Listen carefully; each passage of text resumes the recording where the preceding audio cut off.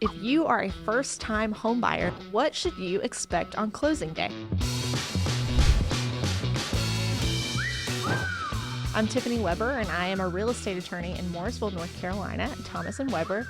So let's talk about whenever you're buying your first property, what's going to happen on the day that you close. Most likely, closing day for you is going to start early. Probably the first thing that you're going to do on closing day is a walkthrough of the property to make sure that everything is as it should be under the contract and that the home is in the same or better condition as when you went under contract. Then the next thing that you're going to do is send your funds to the closing attorney. This is another thing that is better accomplished if you do it the day before, just to minimize any potential delays. But let's assume that you did not wire your funds the day before. You're going to wire your funds to the closing attorney before you get to the closing table. So after you've wired your funds, it's probably almost time for the actual closing appointment.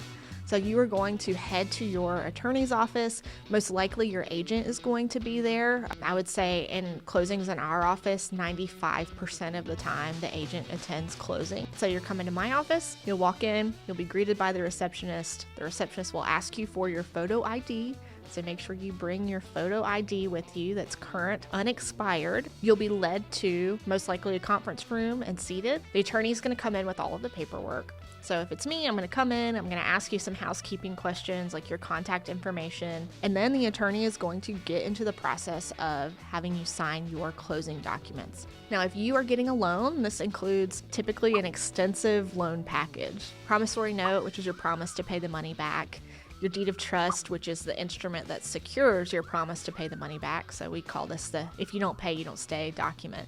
And it allows the lender to foreclose if you stop making your payments. But once you have signed all of the loan documents, then you're pretty much done. At that point, it becomes a waiting game. We can't do anything with the closing until we have all of the seller's signed documents. So once those are in our possession, and we have submitted all of your documents to the lender and they've given us funding and approval to record, then we do a title update. And the title update is to make sure that there have been no new liens, encumbrances, judgments placed on the property from the time the title search was completed until immediately before recording. So we do the title update, I would say 99.5% of the time, or maybe even higher, there are no issues revealed. Then we record the deed and deed of trust. So upon recording of the deed and deed of trust, by the contract, the buyers are entitled to possession.